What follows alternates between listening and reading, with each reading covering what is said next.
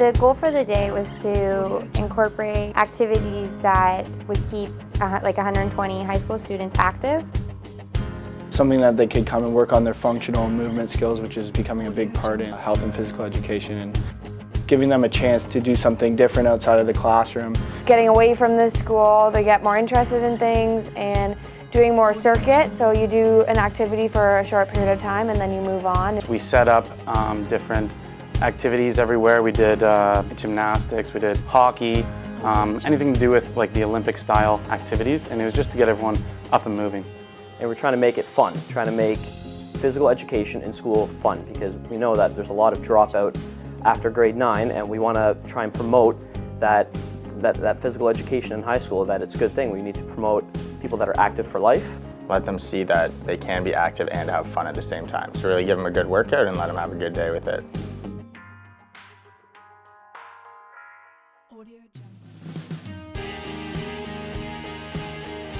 So we were given a date basically. We were told that we were going to get a range of kids from 75 to 150 kids, and we had to plan sort of a day at the Dome. So something that we decided as a group was we wanted to work on functional movement skills. As a class, we had one class, 3 hours, where we got to prepare and come up with the ideas of what we were going to do. So we made an Olympic theme, so we had a sport for each station and we worked on the skills that they would need for that sport. The Olympics were coming up and we just figured that was kind of easy enough to have a bunch of different groups, and so they'd be a bunch of different countries or just different teams. We chose basically based on our strengths what station we wanted to run, or whether or not we wanted to be a team leader or an MC. Kevin and I were both MCs, and we kind of planned how we would introduce all of the teams and the team names. We also did the layout of each of the stations, so having like a mix of hard station, and then a little bit of a lighter station. And basically what I needed to do, which like the leader had to do, they had to get something for team building. So we all like got a ribbon and like put it on, cut it up, and then we gave it to the kids. So that was like part of the team building activities. So I just knew it was Team Yellow. I went out and I grabbed a yellow tablecloth. I cut it up, and everyone had headbands at the end of the day. And then the day before we ran the event, we met again just to make sure everyone was on the same page. Each of us was responsible for either a team or our own station. So it was our responsibility to make sure our station ran well, but we worked together as a group to collaborate with every group was doing for each station.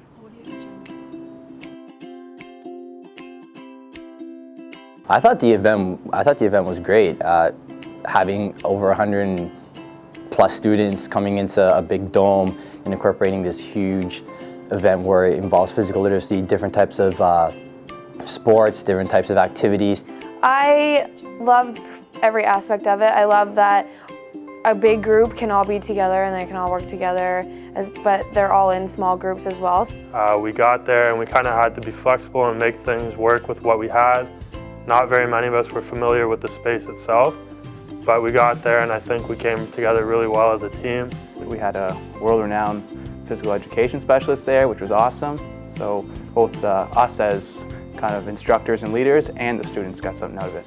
Our guest speaker, Ted, he was amazing. He gave us some really great tips for the future, and it was awesome seeing him actually lead one of the warm-ups as well. I just really liked it, the entirety of it. We as a class, the 18 of us, were able to work together with Wendy as well as the Sinclair staff. My station, I liked that it promoted a little bit of camaraderie, so they were cheering for their teams. It wasn't too high competitive, but at the same time it wasn't too little competitiveness. I think what worked best about my station was overall everybody was challenged. They felt challenged in every exercise they were doing. Most of them kept asking for reassurance if they were doing it right, if they were doing it proper. The thing I did well or brought to the table is motivating them, getting them to smile and get them to do these functional movement skills, and increasing their health and physical literacy is what my job was that day, is get them moving, get them going. And I think I did a good job doing that, and I think the kids had a lot of fun because of that. What I hope that the students took away from that day was that physical activity can be fun. It doesn't have to be structured into sports. Hopefully our passion for physical activity and our passion for like motivating others and trying to get them involved, because that's really, I think, the goal of that whole day. Hopefully the kids, they took out that, you know, it's more than just playing games, it's learning how to play them, learning how to move efficiently, and That I'd hope Sinclair students realize that phys ed is both hard work, but also something that they should enjoy.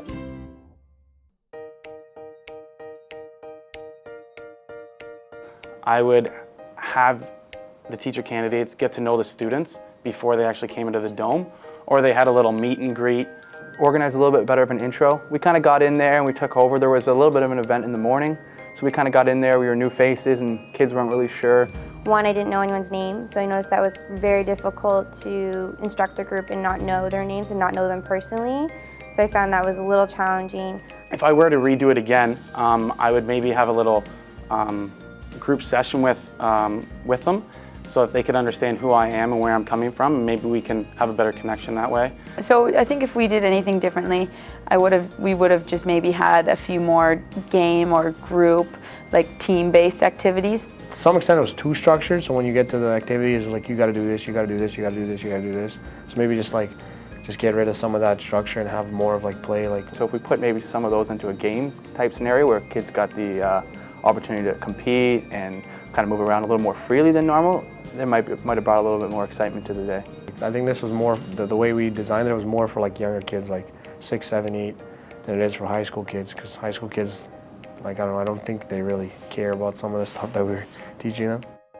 I feel that we didn't really have too much time to plan it, and I think this is something that maybe we should have started a month in advance rather than, or 2 months in advance rather than 2 weeks in advance.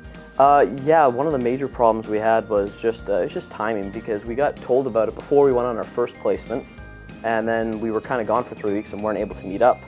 It was definitely difficult. You had 18 people trying to get their ideas out all at once. Everyone's a leader, so it's hard to kind of like battle it out or come to a compromising decision when everyone has really strong and good ideas. The biggest challenge for us planning was we had no real idea of the number of kids we could get. So we had kind of, I know for the majority of groups, had kind of broken things up into having like 2 teams running, but then we didn't know if we'd have 5 kids a team or 10 kids a team. Planning and having a better plan is something I need to work on myself, and maybe going into that day again is I would plan ahead and really know what I was doing and things I want to focus on. Plan. So have what you want to do, and then have plan B, and then have plan C. Preparation is key. I mean, you're never going to get anything to go to plan. That's never going to happen, and don't try and make it go perfectly to plan, but try and make it go as near to plan as possible. Good planning only means that if something doesn't go to plan, that you're ready. So be open to those changes and just be open to having a great day and having great experiences and a lot of fun.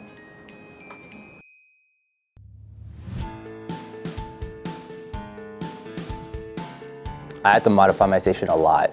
First off, I had to modify because some of the equipment that they weren't able to bring, and instead of using like a resistance bands, I had to incorporate skipping ropes instead of resistance bands, and sometimes I had to add an extra station or an extra 2 stations because there was more students that were coming to my station. Yeah, I think we did a few adjustments. It was more along as we only had that 1 period to plan, so when we actually got in, it was kind of a trial and error. So the first group we had, we obviously weren't to our best.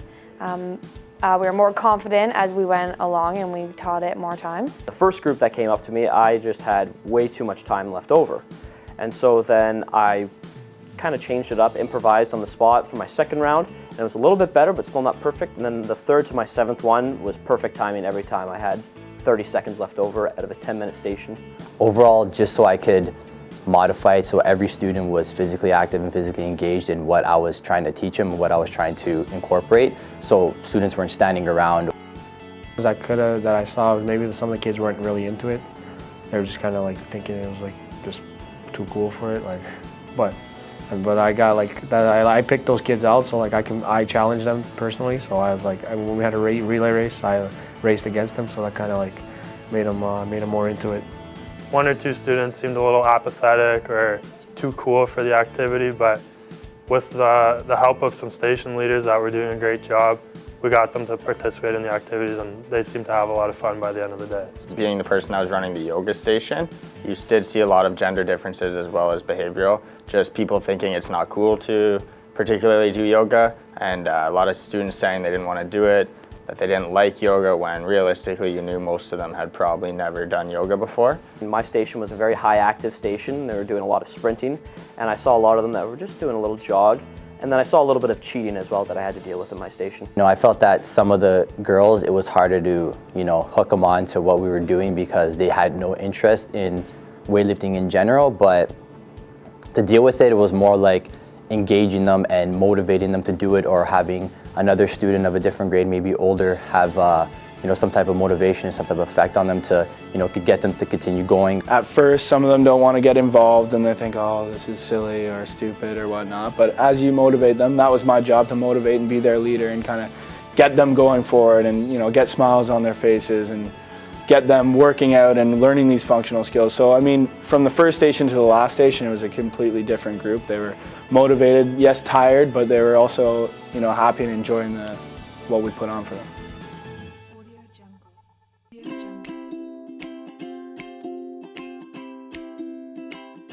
So just adjusting to their learning styles and how to address and instruct them effectively is something that I kind of learned about myself and the situation, and that I'm going to have to adapt, I guess, my teaching style to meet their needs. I have a very dominant presence about me, so I know that with some students that works and some students that doesn't work, so I have to try and change it up, and I did find that throughout the day. So some of the students, they needed me to be right in their face, letting them know what to do. Some of them needed me to be more laid back and just a little bit more relaxed. High school, they're a little bit older, they're a little bit closer to my age. They act out a little bit more, and especially when they don't know you as well, they act out a little bit more, I find. So it'll be a lot different getting used to the high school students, and I'm really going to have to change my angle when I go into my next placement. The biggest message I learned was just to be myself, but to be positive. So things will come up and there's issues that arise, but as long as you deal with them in your own way, the best of your ability, then you can get through those issues really well. I definitely learned that in such a big space with so many bodies, you need to have a really projecting voice. Becoming flexible. I'm more of, if I'm going to do a certain station, I have all the stuff ready, I have everything in motion, and come time to the event, I found that, you're always going to have to change things up, you're always going to have to be flexible, you're always going to have to, go the extra edge with students, because not necessarily that it's always going to go smoothly. So I felt that, I was able to be more flexible a person when trying to teach students, and something that I could bring that into the classroom with. Well, I guess I learned that I can work well under pressure and in a short period of time. Something I learned about myself is I always thought I was a flexible person, but this is a situation I was put in that I didn't really know how it would go. I didn't know exactly what I would be doing. So going with the flow and changing on the fly is a big thing that I thought I had the quality, but not as much as I exhibited that day. So that was something that I was happy with myself with. At the track station, Alex actually did a really good job of adapting his station to my group's legs. So for example, he had them do a little run through, and a few of them, he could tell that they didn't enjoy it, or that they actually wanted a little competition. And so he asked for a raise of hands, and who wants a little competition here? Actually, everybody put up their hands, so we did a little competition. You notice that different teacher candidates do things in very different ways. So some people dressed up funny and they were goofy, and then other people were very serious, and everything kind of has its pros and cons. So I noticed that, for example, Katrina, she was dressed up in the snowboarding outfit, and it was goofy, but it was also a way to break the ice. The students thought it was awesome. They thought she was the coolest person there. I thought the yoga station was really cool. Two of the instructors there were really funny, so they kind of put a spin on something that's maybe a little bit of a slower activity. So I'll definitely try to incorporate something like that when I get to into a teaching setting.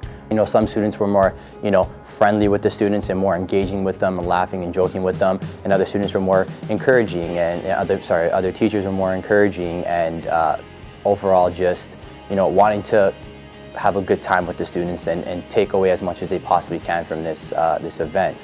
I'd have to say the motivation. was great from a few of the other teacher candidates that were involved in the day as well. One of the things I admired most about a lot of the other physical education teachers is their excitement and their passion. So walking around and seeing some of the my colleagues or coworkers getting involved in the stations themselves, so participating actively, not just kind of standing there, and encouraging others. I really think that goes a long way.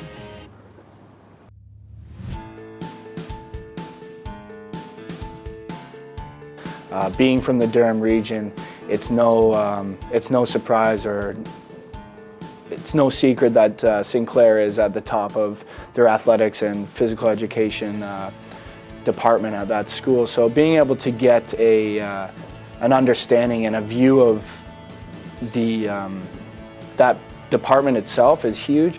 Feel more comfortable in the high school gym and just get even more feedback from them and their resources, and then even just compare their school to the school that I'll be going to, where they differ, whether this school or Sinclair is more advanced or has more things. Or they can just take us under their wing basically and show us everything that they do, because Sinclair's a great school for phys ed and the new phys ed that's coming in. So just learn from what they're doing, see how they're doing it, because it seems to be pretty successful where they're going. Hopefully make some good connections that'll help me out in the future as well. Or making connections is a big thing, and also just kind of using your mentor teacher. I mean, I started playing soccer with mine, so that's I also developed a friendship, and like hopefully from there I can develop more connections and build a more professional relationship as well. I like to just see what the whole setting of the actual department is there. You can tell that they're all friends. They all go out. They all like chirping each other and having a good time. So I'm really hoping we kind of feel that same kind of energy and have full access to their resources and all their knowledge base to go in whenever we want and see them teaching in their classroom and get a chance to teach ourselves, I think is a great resource. One thing I'm hoping to learn from my mentor teachers is that they are such experienced, great, wonderful phys ed teachers, and I just hope that I could get even a few of their techniques and skills so that I could be able to adapt them in my own class in the future. Their experiences and what they've learned while teaching and how that can help me when I'm teaching to become a better teacher. For my mentor teachers, I hope to learn how they incorporate some of these life skills rather than just sport skills. And so how they're teaching life skills through sport rather than how to play a sport. I'm hoping to learn some more activities for the students, kind of switch it up. You can never have too many variety of games for them to participate in. I just hope to learn how to be the best teacher I can be. So I know that they'll teach in a way that might not exactly be the same that I'll teach, but to see that their passion comes through and that they enjoy and love the job is something that I really like to see. I think maybe using them as a resource, using them for different ideas and strategies for when I'm in my own placement. How to hook the kids onto physical literacy, how to hook them onto engaging in physical activity, how to keep them engaged, how to move forward, keep moving forward with these students and build a positive rapport with these students, and be able to just overall enjoy yourself and be the best teacher I can be, and incorporate a lot of his strategies and take a lot of his strategies and incorporate into my teachings, and see if they work, see if they don't work, and overall just giving him asking him a lot of questions so I could become one of the best physical education teachers I can possibly be.